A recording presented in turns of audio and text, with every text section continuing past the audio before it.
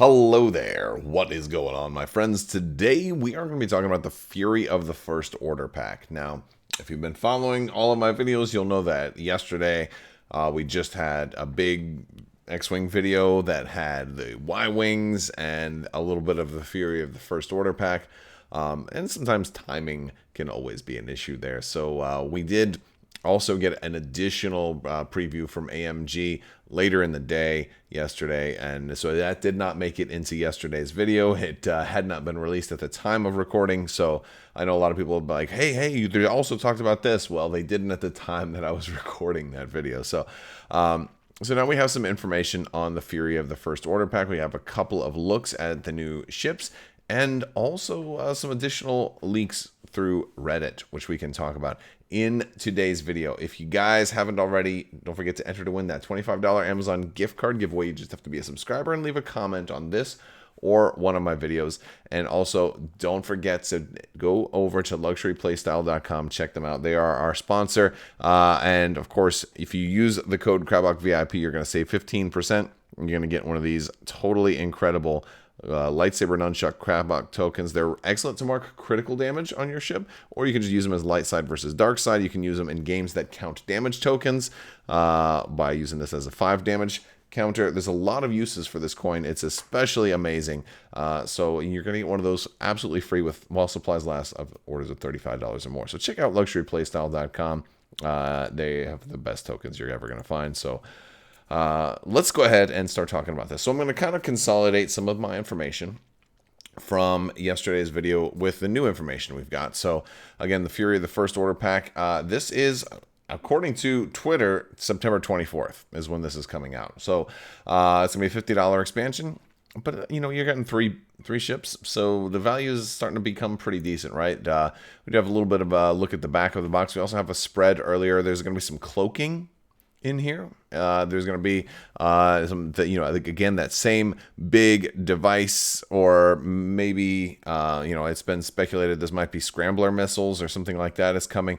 There's a lot of jam stuff, a lot of new force powers, lots of new upgrades that are coming, and of course we got a really cool, this is a groovy look that Atomic Mass Games published via social media. Another interesting thing, Max Brook actually posted, he worked on this wave, X-Wing designer up until recently, until the merger, but he actually posted that there were some of the most craziest and wild kind of interactions in this particular expansion. So it's unclear if he is talking about something that has not yet been released or revealed, or if he is talking about something that we've already kind of seen. So, there's a lot of cards left yet still to be spoiled, a lot of pilots and things like that. But there are definitely some interesting mechanics going on here. And of course, this is the issue, the image we looked at yesterday. That's from the Asmodee pre-order site. You definitely have that bullseye arc on the TIE Whisper. You have a regular frontal arc on the First Order bombers. But we have, of course, that full spread. I mean, they're like the whole, people have zoomed in on this to such an extent that they've managed to, figure out the dials for these things. And it looks like the TIE Whisper may indeed have a 4 and 5K and 5 straight blue. Also 3 Talon rolls. So, not Talon rolls, but Signor's loops. And it looks like the TIE Bomber will have a 3 and 5 K, and then the 2-speed Talon rolls. And again, that's just how it looks right now. Sometimes these spreads have inaccuracies, so let's not take this as absolute truth, but that is kind of how it looks right now. It has happened before where a spread shows stuff that isn't accurate. This was, what was it, the last wave or so? They copied the spread from a different expansion, and there was stuff like, wait, that doesn't even come, how could that be an upgrade? None of the ships in there can even take that, so sometimes there's incorrect things in here, but you can only go with what you know. We also see the new card here that has tech and configuration, and we are actually going to get a little preview of that here shortly too. But now on to some of the new stuff. We got to look at the First Order Cadet. This is our Initiative 3 generic First Order bomber, and this one is going to be a TIE SE bomber. and it's gonna be pretty cool, honestly. All right, two attack, two evade, 4 hull, and 2 shields. Not bad. Very reminiscent of the original TIE Bomber in a lot of ways as far as that stat block. You know, shields are a little better than just the raw hull, though, so I kind of like that. But you've got pursuit thrusters. This is insane. During the system phase, you may perform a boost action. Now, it doesn't say a color, so if it doesn't say a color, that means it's white. So you get a free boost action during the system phase, right? And I wonder if this is going to be clarified to like, no, it's because the action on his action bar is red, but here it just says a boost action. So I believe the current rules reference says that if it's just pointed here outside of your action bar, it's considered white. And if so, that's wild. And the cool thing is during the system phase, so you can like boost before you're dropping devices, right? It's just like the repositioning that this thing has is really incredible because it also has barrel roll into target lock. So if you're running this with ordnance, if you're running torpedoes and missiles, this is, I mean, honestly, I don't play first order. I mean, like not usually. I might have to. This looks like a really fun ship to fly. It's going to be on a small base. It's kind of it's one of the bigger ships to be on a small base. I wonder if they're trying to get away from doing medium bases. I wonder if that's a thing that we're going to see is like less medium base ships. I don't know. I don't know if they're going to do that or not. Maybe I'm just purely speculating there. So because this one is kind of big. But yeah, you got focus, target lock, barrel roll, link barrel roll into a red target lock, or you can do a red boost regularly, or you can reload into an evade, which is very interesting.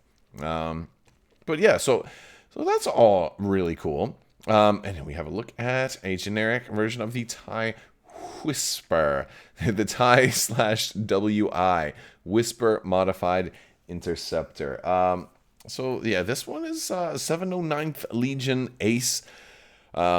And it's got, all right, so first off, we do have 2 weapons on here. In yesterday's video, we were talking about the 2 weapons, and I think there was some discrepancies on, like, well, which one, how can you be sure which one has the 2 weapons? I'm like, well, it's clearly this one. And yeah, you can tell because there was a turret marker in there, a turret indicator, and there's only one, so it's got to be for the ship that there's only one of, more than likely. So it's got a 3 dice attack out of the bullseye arc. It's got a 2 turret attack, so that's pretty cool. Now your turret can only go forward or backwards, so it's kind of like the A-wings, how they can shoot backwards. But you get to fire your missiles out of that turret arc, which is pretty cool. A little shout out to the art here. We are seeing that resistance B-wing there. I'm sure that's something that's in the queue. I'm sure it's in the pipe, of course, but it's nice to see the Resistance B-Wing making its way into the art. Sometimes those type of ships show up as a preview of things to come, so that's super exciting. And honestly, this ship isn't going to die too quick either.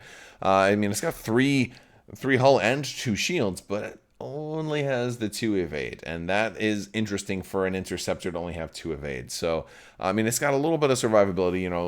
It's got the reliable 2 extra shields. So I usually would rather have 2 shields than 3 evade. I'd rather have 2 evade and 2 shields than 3 evade and no shields. Usually, but then I guess it depends on the build you're going with and a whole lot of other factors. But a lot of white actions here. Look at this. So This is just crazy. Like, look at all these linked actions, and they're all linking into other white actions. So you're not even going to get stressed out from this guy. This guy has almost no ways to get stressed, right, outside of doing red maneuvers. So focus into turret, rotate, which is great. That's nice. Actually, like that's super convenient. Like normally you kind of pick a direction with your turret arc and kind of leave it there. You don't want to, unless you got some kind of special ability to rotate. He's got it built into almost every action he's got. So focus into rotate. If you'd have the evade and the target lock normal, but then you've got a barrel roll into rotate and a boost into rotate. So you're gonna be able to line up that arc. you're going to be able to line up those torpedoes very easily. However, if you target lock, you can't rotate. So if you don't have it lined up, this isn't your time to target lock. So there's actually a pretty good chance of you potentially running your turret arc in the forward position, at least at the beginning of the game. Get that thing set up, and then just wait until you pass somebody before you rotate it to the rear, because it's almost always going to be free at that point anyway. So I kind of really like that. So they have the heavy weapon turret says you can rotate your turret indicator only to the front and rear, and you must treat the forward arc requirement of your equipped missile upgrades as a turret arc, which means your missiles have to fire out of wherever your turret is currently pointing. And the reason it's worded this way is a very, very simple thing. If your turret arc is pointed to the rear, your missiles cannot shoot forward, even if the missile card has that forward turret arc symbol.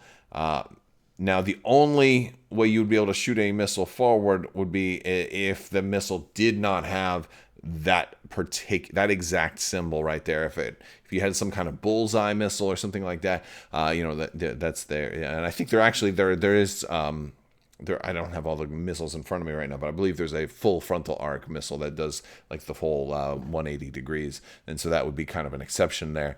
But I don't think you can put that on here because I think that one uses 2 missile slots, or maybe I'm getting information jumbled in my head.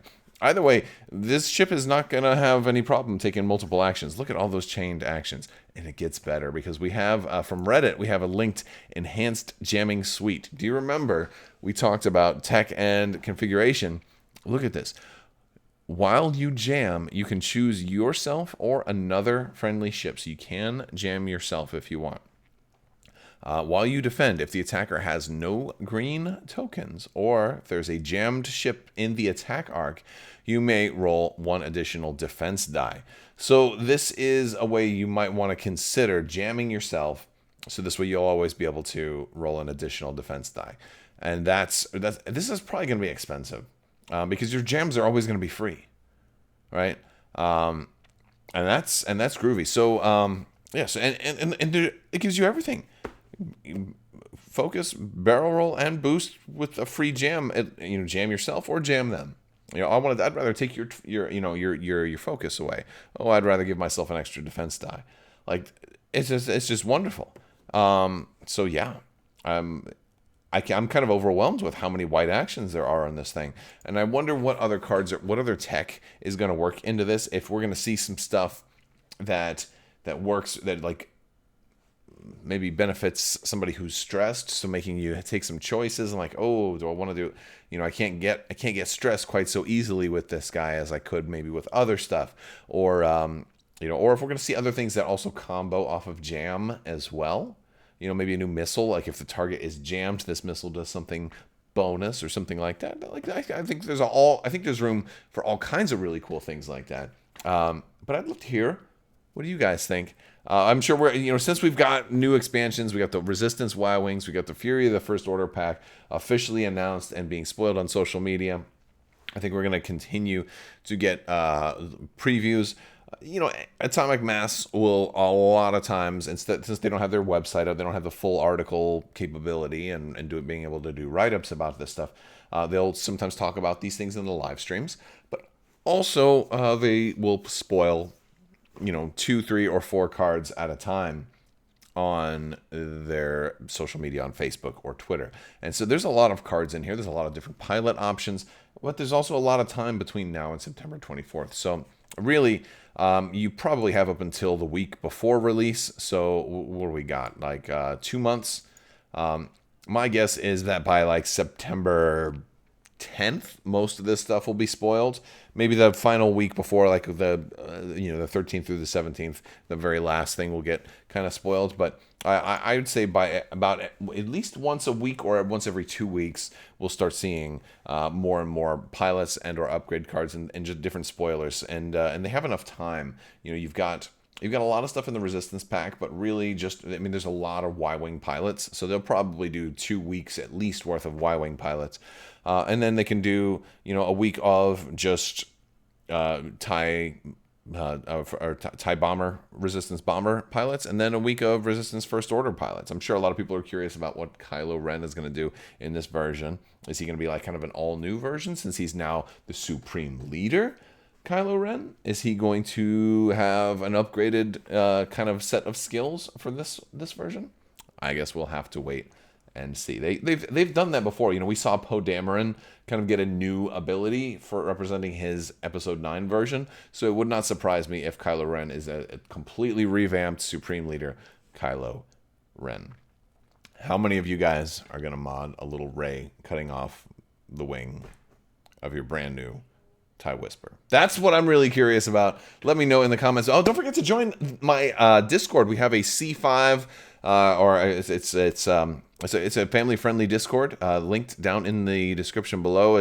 The C5 stands for a bunch of words that start with C, like channel and camaraderie and competitive and casual and all these different ways. You know, we're very family friendly. We talk about X-Wing, we talk about Armada, we talk about Legion, we talk about Star Wars in general and other tabletop games in general. It's a great place to hang out and become part of the community. So we'd love to have you. Check the links in the description below. Also, you can check out Luxury Playstyle. Again, we talked about that already. Use that code Crabbok VIP. You don't want to miss that out. I also make great gifts for a friend or loved one. Also make great tournament rewards. If you are hosting a tournament and don't have official Atomic Mass Games support yet, tell your tournament organizer, tell your game store, hey, you know, buy some of these, get some of these tokens, and you know, winner can have, you know, a couple of focus tokens, and they're all double-sided too, or some force tokens for first place, you know, a full set for first place maybe, and then you know, break another set down, and like second, third, and fourth each can get some tokens. So they make amazing you know, prize support. So you know, and tell them to use that code so they can also get savings. And it's all good stuff. All right, guys, I want to talk to you guys later. I want to thank you all so much for hanging out with me today. Big thanks to my patrons. You guys help make this channel possible, and I couldn't do this without your continued support. You guys are wonderful. And always forget, don't stick Q-tips all the way in your ear, because that is painful.